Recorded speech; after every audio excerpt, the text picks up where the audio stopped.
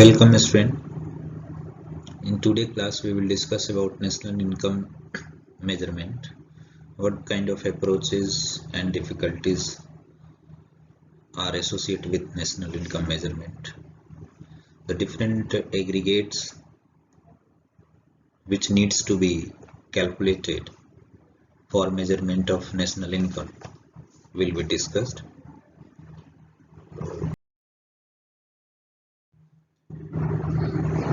You can see here there are 8 different aggregates of national income. GDP at market price, that is gross domestic product at market price, gross domestic product at factor cost, net domestic product at market price, net domestic product at factor cost, gross national product at market price, gross national product at factor cost, net national product at market price, and net national product at factor cost. The relation between these all aggregates, here we are taking only 4 aggregates because understanding these 4 aggregates and their relation will be sufficient to transfer, sufficient to convert one of the aggregate into the other one. So GDP at market price, this indicates the gross market value of all final goods and services produced within the domestic territory of a country during a period of 1 year. Here gross indicates that there is no any provision of depreciation, means it includes depreciation, and when it is going to be converted to the net indirect, net you can say domestic product at market price, so the conversion of gross to net required what? Exclusion of depreciation, because net domestic product exclude this component, it does not include the depreciation. So here GDP at market price minus depreciation is equal to NDP at market price. Further, GDP at market price can also be converted to the another aggregate, that is GNP at market price. So you can understand that the terminology domestic is here. What this domestic includes? It includes goods and services produced by all units located within the domestic territory. It hardly matters whether it is being produced by residents or non-residents. So when we are going to convert this domestic into the national one, we have to include the net factor income from abroad. Why this is required? This needs to be understand because GNP refers to the gross market value of all final goods and services produced by normal residents of a country during a period of 1 year. So it includes normal residents of a country. The question is that who are the normal residents of the country?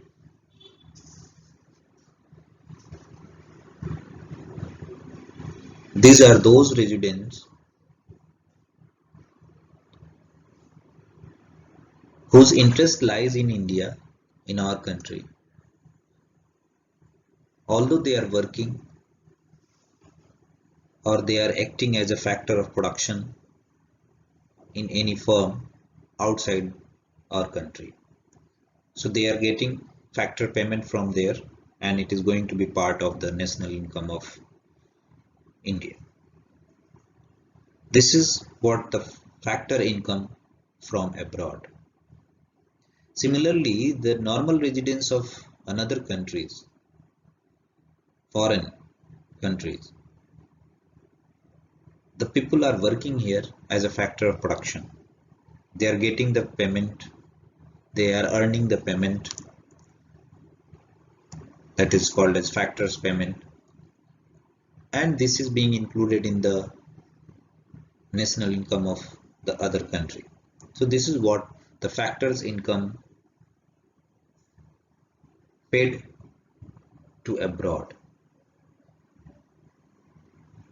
So there are two things: one, the factor incomes earned from the abroad, and the second thing, the factor income paid to abroad. So the factors income earned from abroad minus factor income paid to abroad, this is the net factor income from abroad, and this needs to be added to get the gross national product.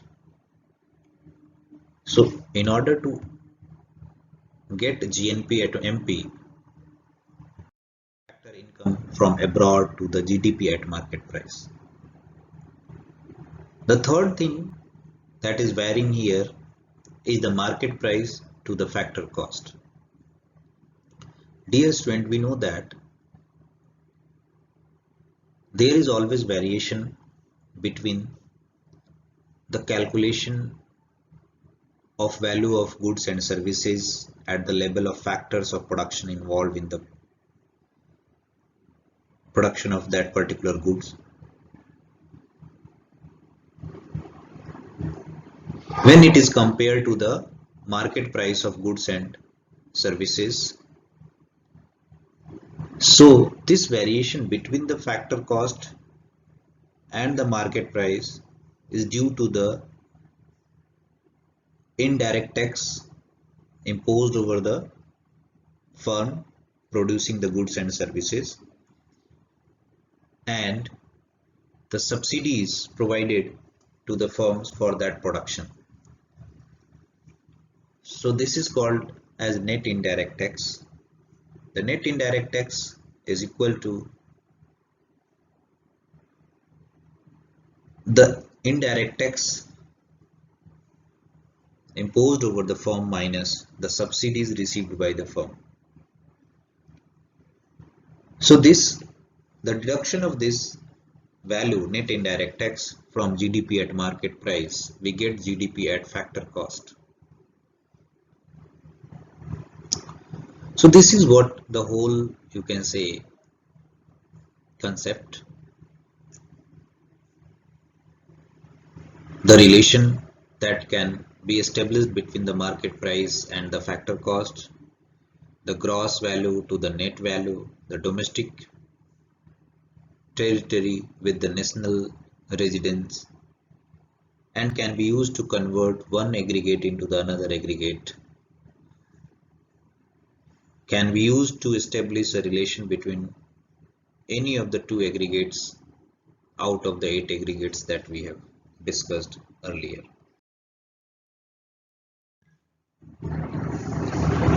The net national income at factor cost or net national product NNP at factor cost is what the national income in true sense. When it is measured at the current price, means the existing price of the year, it is called as nominal national income. Since the current price used for the measuring the national income or any aggregates of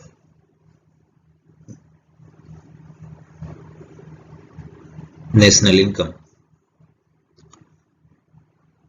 it is not a real or good reflector of the economic growth, because the total value may be due to the devaluation of the money.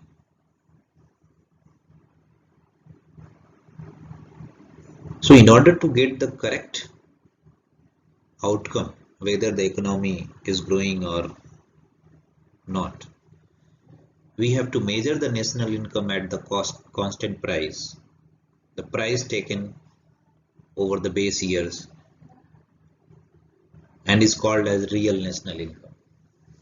Currently 2011-12 is being used as the base year. The price value of goods and services at the base year, that is 2011-12, is taken as the constant price, and it is a good reflector of growth of any economy. These are the five different components. Whenever you are going to measure the NDP at factor cost, you have to find out the compensation of the employees, rent and royalties paid, interest, profit, and mixed income also, like a particular family is getting income from different sources, particularly the agricultural sources and other one. And once you are be able to get the NDP at factor cost, you can convert in any of the factor, any of. What really the statistician face the problem while their economics face the problems while calculating the national income are the major difficulties which have been mentioned here. Lack of reliable data. The reliability of data relating to national income is being always questioned, and this is the one of the biggest reason behind a truce between the opposition and ruling party while they are presenting the GDP, when the GDP of the particular year is being reflected. They always question that what is the source of this data, the data that has been taken for calculating the GDP. The second problem is existence of non-monetized sector. Still, in country like India, a large area is unorganized based on the barter economy, where goods to goods exchange is being carried out. Under such situation, the estimation of national income is a difficult process. Classification of working population is a really very difficult task. In country like India, working population is yet to be clearly defined. Which age group, which component are falling under the working population is a very typical question. And so this is creating a problem. This has always created hurdle in the calculation of national income. The another problem is illegal income. So there are many black marketing is being carried out. Activities related to black marketing is carried out in the country, where the money value is not being reported to any authority to get off from the tax payment, and is called as black economy. And this is really a big challenge for calculator of national income.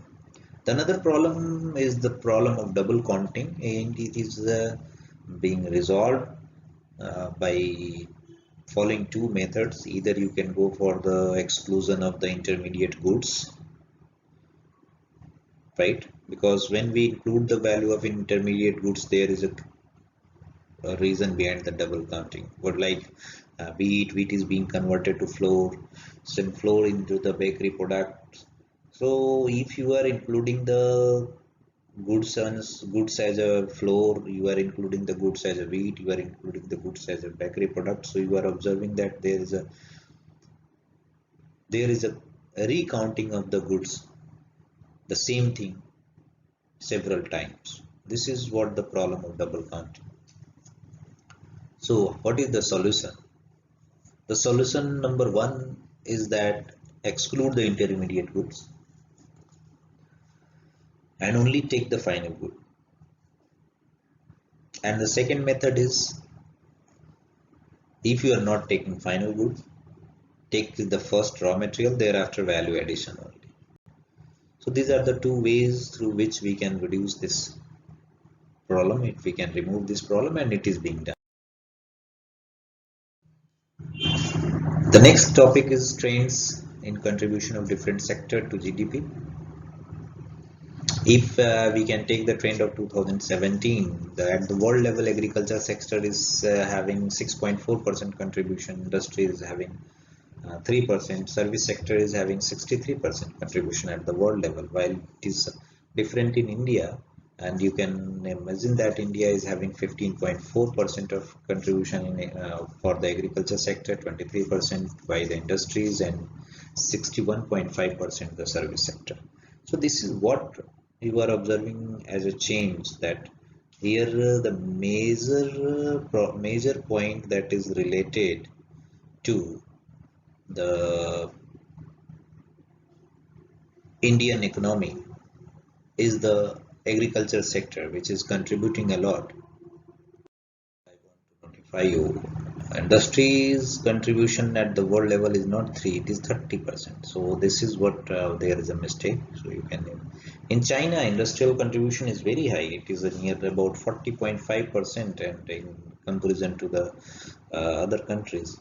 And European Union is also having significant contribution of industries, but very high of that of service sector, and agriculture at the minimal.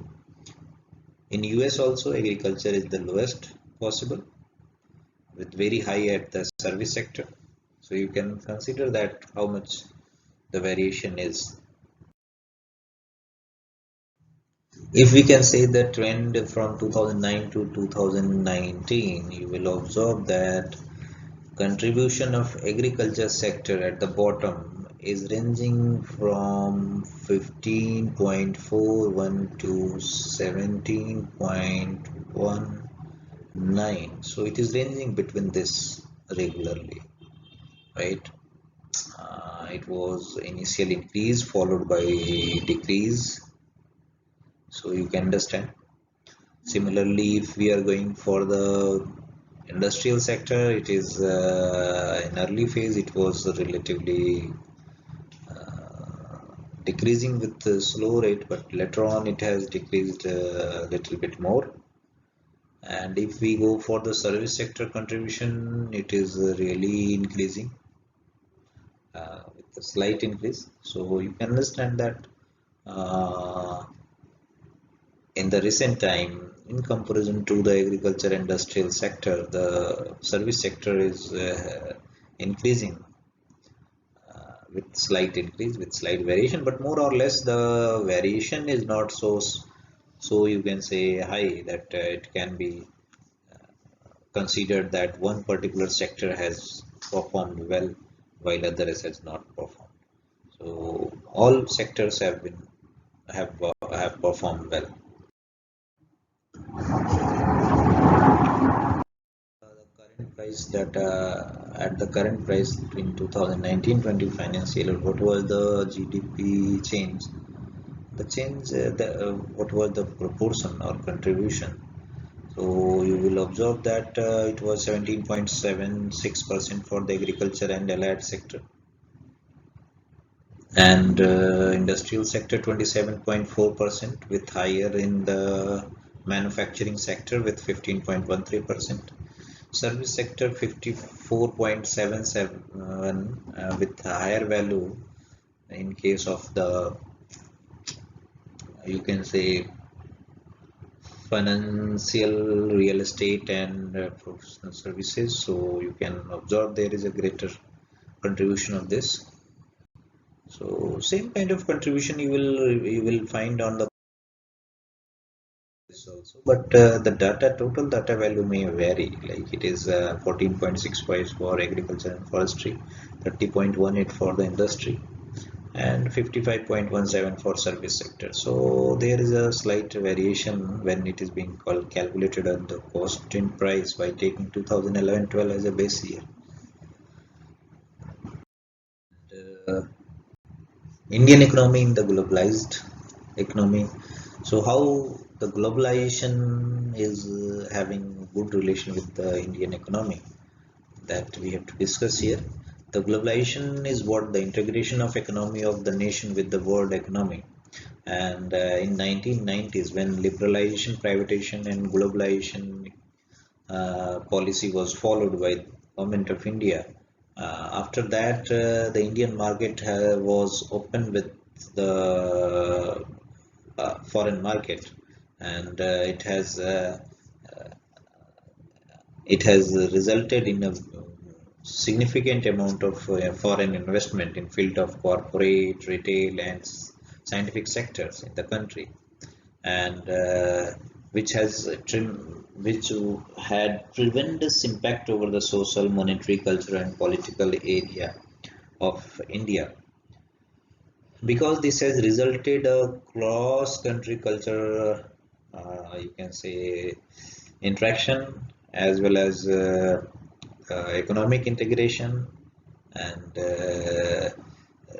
policy matter change. So obviously, when we are going to bring investment, we have to bring some modification in our policies. So there is a bigger change over the policy matter. You might have observed that there is a different percent, the various increase in percentage investment by the foreign companies into the country, and so you can say that it was one of the best driving force for the Indian economy, which has improved the GDP value of the country. So major advantage that was reported as increase in employment, because special economic zones have been developed. So it has resulted in opening of Indian market for new jobs, and use uh, you can say increase in the employability, increase in compensation also, that has increased in comparison to the domestic companies due to the increase in the skill, knowledge, uh, as offered by the foreign companies. And this was opportunity for alternation of management structure.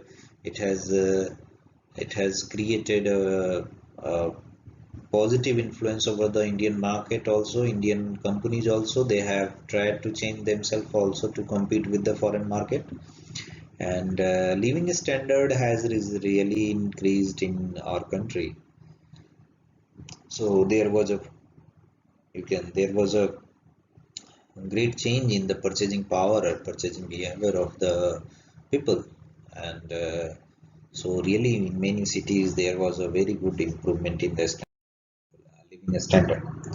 So many economists and many people have given a favor to the globalization, as globalization resulted in the uh, improvement in access of the global market, and improvement in the technology and addition of the technology, and better future prospects for the large industries of the developing countries, and they have become an important player in the international economy.